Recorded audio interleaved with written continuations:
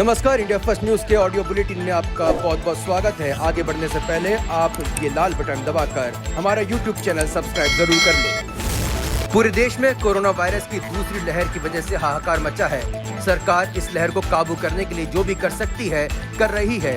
1 मई से सभी 18 से ज्यादा को वैक्सीन लगाने की अनुमति भी दे दी गई है, पर इससे हालात एकाएक नहीं सुधरने वाले, जो फिलहाल बिगड़ते जा रहे हैं।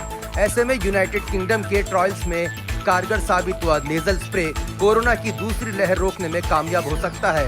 वहीं भारत में नेजल वैक्सीन के ट्रायल्स को भी फास्ट ट्रैक पर लाने की जरूरत है, जो निश्चित तौर पर इस वायरस को काबू करने में सबसे कारगर साबित होंगे। देश भर में बढ़ते कोरोना केस के बीच एक अच्छी खबर आई है। भारत बायोटेक ने कोवैक्सीन का प्रोडक्शन बढ़ाने का फैसला किया है।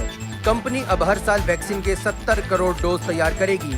कंपनी ने अपने हैदराबाद और बेंगलुरु के कई प्लांट में वैक्सीन का प्रोडक्शन बढ़ाना शुरू कर दिया है। उन्हें मैक्सिमम लिमिट तक प्रोडक्शन पहुंचाने में 2 महीने का समय लगेगा। भारत में दिल्ली मुंबई से होकर हर छोटे शहर कस्बे तक में रेमडेसिविर को लेकर मारामारी मची हुई है। कहीं राजनीति गर्मा रही है तो कहीं लोग ब्लैक में कई गुना ज्यादा पैसे देकर इसे खरीद रहे हैं। केंद्र सरकार ने कहा कि रेमडेसिविर कोरोना मरीजों के लिए जीवन रक्षक दवा नहीं है, यह गैर जरूरी है और इसके इस्तेमाल से कोई फायदा होगा इसकी गारंटी नहीं है। यह सब देखकर बॉम्बे हाईकोर्ट ने केंद्र सरकार से जवाब तलब भी कर दिया है। कोरोना वायरस की दूसरी लहर से पूरे देश में एक बार फिर डर का माहौल बन चुका है। एक्सपर्ट की माने तो अभी तक कोविड-19 का कोई इलाज मौजूद नहीं है। जिस इलाज की सलाह डॉक्टर्स मरीजों को दे रहे हैं वो सिर्फ और सिर्फ रिकवरी होने तक स्थिति को कंट्रोल रखने और लक्षणों को रोकने के लिए है। कोरोना के हल्के लक्षण दिखने पर सेल्फ आइसोलेशन में जाने से भी जोखिम को कम किया जा सकता है।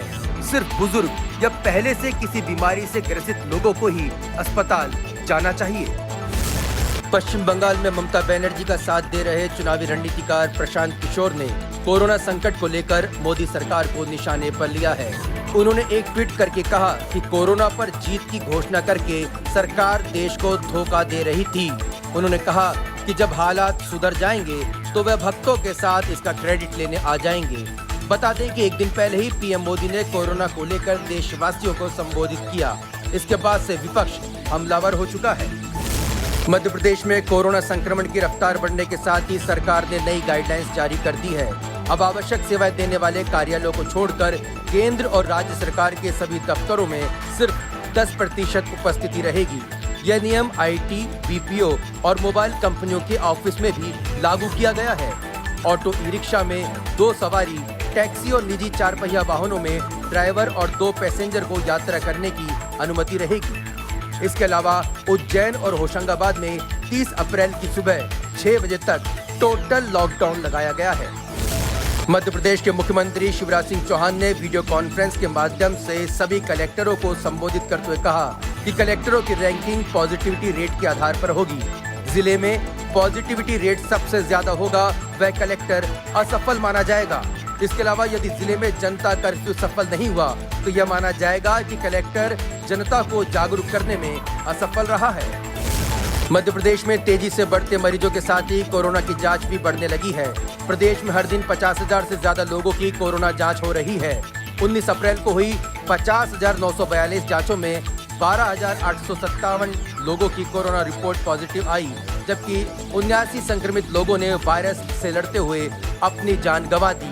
प्रदेश में इस वक्त 74,558 एक्टिव मरीज हैं। कांग्रेस के पूर्व अध्यक्ष राहुल गांधी केंद्र की मोदी सरकार पर लगातार हमलावर हैं। कोरोना से बिगड़ती स्थिति को देखते हुए वे सरकार पर जमकर निशाना भी साध रहे हैं और कई मौकों पर केंद्र की रणनीति पर भी तंज कस रहे हैं।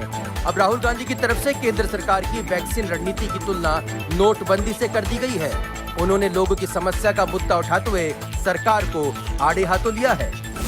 क्रिकेटर महेंद्र सिंह धोनी के माता और पिता कोरोना पॉजिटिव पाए गए हैं। उन्हें रांची के पल्स सुपर स्पेशलिटी हॉस्पिटल में एडमिट कराया गया है। धोनी इन दिनों इंडियन प्रीमियर लीग आईपीएल में खेल रहे हैं। कोविड-19 लगातार पांव पसार रहा है। झारखंड भी इससे अछूता नहीं है। यहाँ भी कोविड संक्रमितों के आंकड़े लगातार बढ़ रहे हैं। तो ये था इंडिया फर्स्ट न्यूज का खास ऑडियो बुलेटिन। ताज़ा जानकारी अपडेट के लिए लॉगिन करें indiafirst.online। आप हमें यूट्यूब पर सब्सक्राइब जरूर कर सकते हैं। फेसबुक और इंस्टाग्राम पर भी आप हमें फॉलो और लाइक कर सकते हैं। नमस्कार।